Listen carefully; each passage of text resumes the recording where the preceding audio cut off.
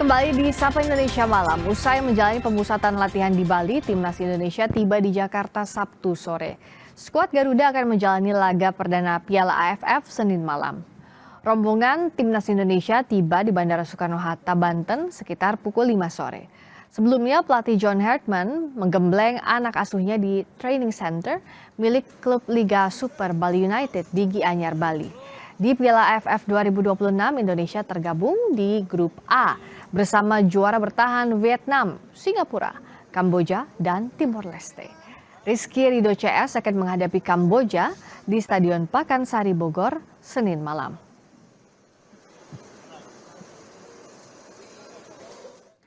Laga perdana Grup A Piala AFF sudah bergulir sejak Jumat kemarin. Singapura mengalahkan Kamboja 2-1. Sementara juara bertahan Vietnam pesta gol ke gawang Timor Leste. The Golden Star Warrior menang 7 gol tanpa balas. Pelatih Timnas Indonesia John Hartman membawa 26 pemain untuk berlaga di Piala AFF yang mayoritas bermain di Liga Domestik. Di lini serang, penyerang Fortuna Sittard Ole Romani tak dipanggil Timnas. Hartman mempercayakan pilihannya pada Sadil Ramdhani, Ragnar Oratmangun, Beckham Putra, Jens Reven, Tim Gapens, dan Rizky Eka Pratama. Pemain yang baru saja dinaturalisasi Mitchell Baker langsung mendapat kesempatan untuk membela Timnas.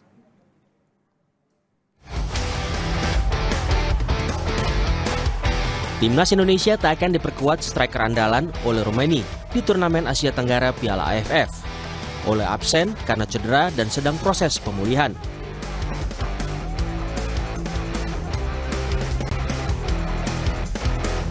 Sebagai gantinya, pelatih John Hartman memasukkan nama Mitchell Baker yang baru saja dinaturalisasi pada 13 Juli 2026. Dengan postur menjulang yakni 197 cm, melebihi Elkan Bagot, Baker diharapkan dapat menebar ancaman di lini depan. Saat uji coba lawan Bali United, Mitchell Baker mencetak 1 gol. Di usianya yang masih 19 tahun, Mitchell Baker punya prestasi yang baik di kelompok umur. Di klubnya Northwood, saat usia 15 tahun, ia total mampu cetak 141 gol. Saat di Liga Kampus di Amerika Serikat bersama Georgetown University, ia mampu cetak 18 gol dan 7 assist. Baker akui tak sabar ingin segera bermain untuk timnas, dan ini saatnya Indonesia mengangkat trofi juara AFF. And it's been a really good experience here in Bali. I think the training camp went really well, and I think the team brotherhood's great, and I think they're just excited to play. We've been to the final 6 times and we haven't won, so it's about time we win. Senin esok, skuad Garuda akan berjumpa Kamboja di laga perdana Piala AFF. Apakah Mitchell Baker akan jadi pilihan Hartman sebagai juru gedor baru timnas? Tim Liputan Kompas TV. Membahas soal kekuatan timnas di Piala AFF 2026, kita sudah bersama analis sepak bola M. Kusnayani. Bungkus, selamat malam. Selamat malam, Friska. Nah, kalau kita lihat komposisi 26 pemain yang dibawa ke AFF, menurut Anda bagaimana kekuatan kita? Iya, sebetulnya ini belum maksimal ya. Kita masih punya beberapa opsi sebetulnya yang sayangnya tidak bisa diikut sertakan. Tapi seandainya benar Justin Hubner bisa bergabung, ini akan menjadi tambahan yang luar biasa. Karena kita memang agak tipis di posisi bek tengah dan striker. Di posisi striker saya pikir kita sudah mendapatkan Baker, tapi kita butuh backup yang lain sebetulnya. Sayang Mauro Zylstra cedera, kemudian juga Sananta masih mencoba mengembalikan performanya, sehingga kita masih agak tipis di depan. Nah, kalau Justin bisa bergabung dengan timnas, maka sedikit persoalan yang ada di lini pertahanan bisa teratasi. Tapi kans Justin untuk gabung menurut Anda dengan kondisi sekarang gimana? Iya, memang saya agak terkejut juga ketika namanya dimasukkan dalam skuad 26 nama ya. Karena dugaan saya klubnya mungkin akan lebih meminta dia fokus ke persiapan menuju musim depan. Karena ini kan ajang yang tidak termasuk dalam ajang FIFA Matchday ya. Tapi kalau benar Justin bisa bergabung, sekali lagi saya katakan itu akan menjadi sesuatu yang luar biasa. Menjadi tambahan kekuatan yang sangat penting di lini pertahanan. Karena kita butuh pemain berkualitas di lini pertahanan yang sudah ada saat ini. Nah, kalau kita punya Reven juga di striker, menurut Anda seperti apa sih untuk melengkapi bersama dengan Baker? Iya, sebetulnya dua pemain ini kan sama-sama masih pemain yang bisa dibilang debutan di liga profesional ya. Revan juga baru menjalani musim pertamanya dan belum banyak mendapat kesempatan bermain di Bali United maupun timnas senior. Becker sebetulnya juga punya persoalan yang sama. Cuma barangkali kelebihan Becker dia punya postur yang bisa digunakan sebagai salah satu senjata untuk memenangkan duel bola atas. Kalau Revan ini kan mungkin tidak ada sesuatu yang menonjol gitu ya. Sehingga pelatih saya pikir untuk saat ini memang lebih mengandalkan Becker dengan kelebihan dalam sisi posturnya yang kuat untuk bola-bola atas. Nah, kalau lihat gaya permainannya John Hartman ini, apakah memang kalau strateginya dia itu butuh penyerang murni, Bungkus?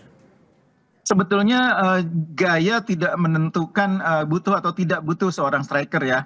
Dengan formasi yang dia pakai saat ini, dengan formasi 4-2-3-1 atau 4-3-3, bermain dengan atau tanpa striker sebetulnya sama aja. Yang penting tuh ada pemain yang bisa mencetak gol. Kontribusinya untuk mencetak gol itu rutin, konsisten. Itu kan peran yang dimainkan oleh Romani. Apakah dia bermain sebagai striker nomor 9 atau bermain sebagai second striker? Dia berkontribusi mencetak gol. Nah, itulah yang dibutuhkan sebetulnya. Nah, cuma pemain seperti Ole itu kan kita nggak punya, cuma ada dia ya. Tidak ada pemain saat ini yang karakternya seperti Ole. Makanya akhirnya pelatih memilih opsi yang paling standar, yaitu memainkan seorang striker murni dan punya kelebihan. Nah, kelebihan Becker adalah duel bola atas. Jadi menurut Bungkus, Becker yang kemungkinan seperti yang tadi kita bahas sebelumnya, yang akan turun di laga perdana Senin ya, kemungkinan besar Becker dibandingkan dengan Raven.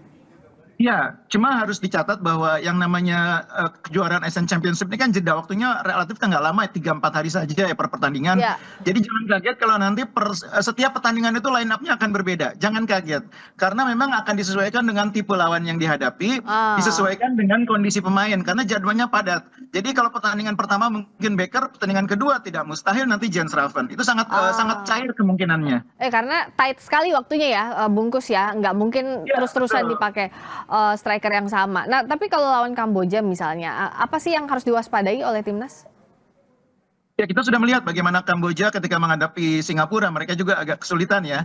Kamboja yang sekarang sepertinya tidak sekuat 2 tahun yang lalu, sehingga harusnya pertandingan ini bisa dimanfaatkan oleh timnas untuk meraih kemenangan. Saya selalu mengatakan bahwa untuk lolos ke fase berikutnya itu kita harus menang di 2 laga home ya, melawan Kamboja, melawan Vietnam, dan kemudian 1 pertandingan away kita menangkan, misalnya lawan Timor Leste nanti. Lawan Singapura mungkin peluangnya bisa agak berimbang, tapi tentu peluang menang juga ada. Tapi yang paling penting 2 pertandingan home harus kita menangkan.